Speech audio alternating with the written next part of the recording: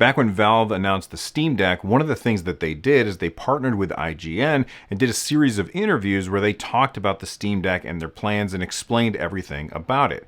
Gabe Newell was part of that process, and one of the things that he said in one of his interviews was that the price point for the Steam Deck was painful. So what exactly does he mean by painful? Well, we really don't know for sure because Valve hasn't told us how much it costs them to make a Steam Deck, but I think pretty much everybody, myself included, is assuming that Valve is losing money on the Steam Deck. So how can they do it? Well, they've got the Steam Store, and the Steam Deck drives more sales. I can't talk for anybody else. I can't speak for anybody else, but for me, I know that after I picked up my Steam Deck, I bought way more games on Steam. It's their loss leader, essentially. PlayStation and Microsoft, they do the exact same thing. They lose money on the sales of the hardware, and they make up that money on the sales of the software. Now, if you look at the three SKUs on the Steam Deck, the only difference between them is storage and the anti-glare etch screen of the highest end one, and of course some slight differences with the cases.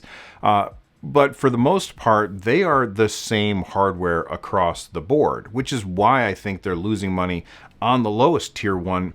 And I don't know, but I'm guessing they're probably also losing money on the mid-tier one. And for the first time, the Steam Deck is now on sale for 10% off. So if you have not yet picked up a Steam Deck, I'm here to tell you that you absolutely should. It's a fantastic device, and it's had a wonderful first year. I did a whole video about my first 6 months with the Steam Deck. There's a link in the description down below. And I did a new video about my first year with the Steam Deck and how the Steam Deck has changed over time since February of last year. When the Steam Deck first launched, Valve ran into all kinds of production issues. They couldn't make Steam Decks fast enough, and so they ended up having to delay until February of 2022. They had originally planned on launching at the end of the year in 2021. Well, it took them almost all of 2022 to catch up on the pre-orders, and then they opened up the floodgates and they said, okay, now we're going to start selling them in other regions. And they launched into the Komodo region, which has 4 Asian countries that is supported by ordering your stuff through Komodo. And Komodo is partnering with brick and mortar stores in order to get the Steam Deck into those physical locations. So you don't have to buy a Steam Deck online. You'll be able to walk into a store and see it if you live in those regions that are supported by Komodo. Honestly, I'm not surprised to see that this is happening, but I am surprised to see that it happens before it's opened up to more places. You combine the fact that the Steam Deck is on sale and Komodo is bringing things to brick and mortar, I think that indicates that Valve is not going to have a problem keeping up with demand. And so I do think that we will probably see perhaps other regions get access to the Steam Deck relatively soon. Now, when you pick up your Steam Deck, I've got really good news for you. It's the spring sale right now. So if you got some extra money laying around because you just saved a bunch on your Steam Deck, you can use that to buy a bunch of games. And you're going to get a lot of these games really, really cheap. Games like Vampire Survivors, which is fantastic, and only $3. You can pick up Hades for 50% off. You can pick up Cyberpunk 2077 for half off as well. Cult of the Lamb is absolutely fantastic and an absolute steal. It's $17. One of my favorite games that came out last year, but I actually played mostly this year, and it's actually a game that I finished, which never happens, is Crisis Core Final Fantasy VII Reunion. That game is also on sale. Then there's Skyrim, Fallout 4, and Monster Hunter Rise, all games that run fantastically well on the Steam Deck. I think I have 100 hours in Monster Hunter Rise on the Steam Deck. But let's say that you spent all of the money that you got on games, you got a bunch of games, you've got your Steam Deck. You know what else you're going to have a lot of? You're going to have a lot of points. If you don't know what points are, basically they're like this reward that Valve gives you for spending money on the Steam store. And if you just bought a brand new Steam Deck, you're going to have a lot of points to spend. And those points are spent in the Steam Points store. So in order to get there on your Steam Deck, there may be other ways to get there, but what I always do is I go into my settings on my Steam Deck, and then I go down to keyboard. Once you're down to keyboard, you can see the different keyboards that you can buy by clicking on the Visit the Points shop. But it's not just keyboards that are available.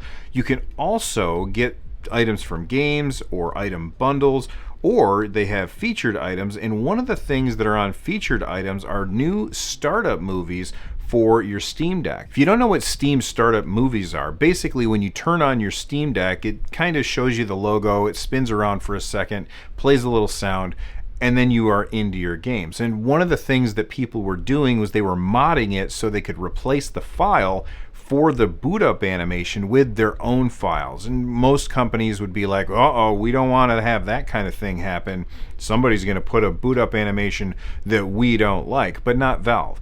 Valve leaned into it and basically gave us a folder so people wouldn't have to do any hard modification in order to fix it.